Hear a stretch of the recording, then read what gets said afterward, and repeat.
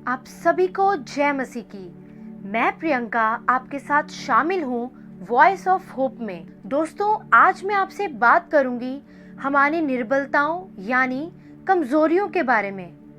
क्या आप भी अपने जीवन में किसी समय पर अपने आप को दूसरों से निर्बल या कमजोर महसूस करते हैं? या हो सकता है कि आप ये सोचते हो कि मेरी अच्छी जॉब नहीं, या फिर मेरे पास कोई टैलेंट या खूबी नहीं है, मैं अच्छा बोल नहीं पाता और इन सब बातों के कारण मैं दूसरों से पीछे रह जाऊंगा। परंतु दोस्तों, मैं आपको एक बात बताना चाहती हूँ जो आपके लिए जाननी बहुत ज़रूरी है कि कोई ना कोई निर्बलता या कोई ना कोई कमज़ोरी तो हम सभी में होती है। हो सकता है कि आपकी ज़िंदगी में जो निर्बलता या कमज़ोरी है वह केवल आपको ही कमज़ोरी लग रही हो। पवित्र शास्त्र बाइबल हमें बताती है, दूसरा कुरिन्थियों उसका 12वां अध्याय उसकी 9वीं और 10वीं आयत। यहाँ लिखा है, मेरा अनुग्रह तेरे लिए बहुत है, क्योंकि मेरी सामर्थ निर्बलता में सिद्ध होती है। इसलिए मैं बड़े आनंद से अपनी निर्बलताओं पर घमंड करूँगा कि मसीह की सामर्थ मुझ पर छाया करती रहे।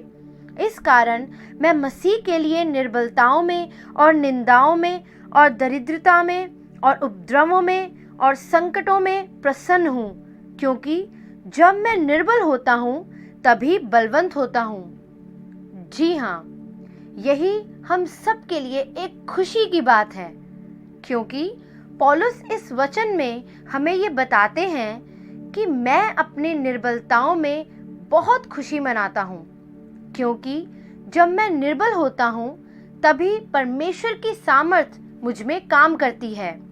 तो यदि आप भी अपने आप को कहीं ना कहीं निर्बल या कमज़ोर समझते हैं, या ये समझते हैं कि मुझ में कोई खूबी नहीं, तो आपके लिए आज एक खुशखबरी है कि आप अपनी निर्बलता को परमेश्वर को दें और देखें कि कैसे परमेश्वर आपकी निर्बलताओं में आपको सामर्थ देते हैं और आपके जीवन को बेहतर बनाते हैं। तो इसलिए निराश ना हो, अपनी सोच सकारात्मक रखें और अपना विश्वास अपने परमेश्वर पर रखें, और आप जानेंगे कि किस प्रकार परमेश्वर आपके जीवन को और बेहतर करते जाएंगे।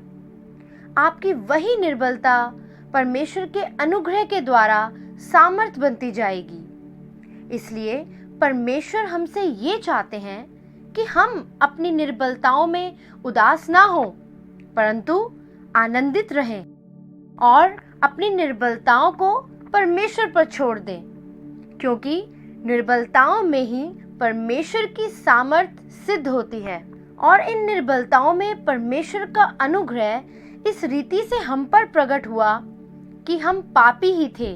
जी हाँ, हम पापी ही थे, तभी मसीह हमारे लिए मारे गए, गाड़े गए और तीसरे दिन बाद मृतकों में से जी उठे।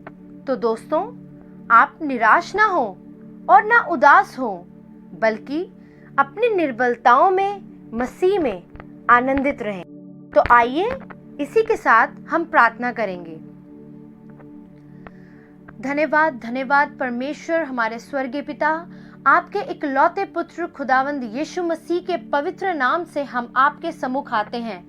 हम धन्यवाद करते हैं पिता परमेश्वर, जो आपने अपने इकलौते पुत्र को कलवरी क्रूस के ऊपर पूरी मानव जाति के लिए कुर्बान कर दिया, ताकि हमारी निर्बलताएं, हमारी कमजोरियां पिता परमेश्वर जो हैं हमारे जीवनों में, हम उनके ऊपर जयवंत हों और हम आप में सामर्थ्यशाली हों। पिता परमेश्वर, हम धन्यवाद करते हैं, हम अपनी निर्बलताओं में, अपनी कमजोरियों में निराश ना हो, बल्कि हम आप में आनंदित हों और हम अपनी निर्बलताओं को आपको सौंपते हैं, ताकि आपकी सामर्थ हमारे अंदर कार्य करे। पिता परमेश्वर, हम आपका धन्यवाद करते हैं, आगे के सारे समय को आपके हाथों में सौंपते हैं और इस प्रार्थना को हम आपके इकलौते पुत्र खुदावंद यीशु मसीह के पवित्र नाम से मांगते हैं, आमीन। आप सभी को यीशु मसीह के पवित्र और मीठे नाम में जय मसीह की।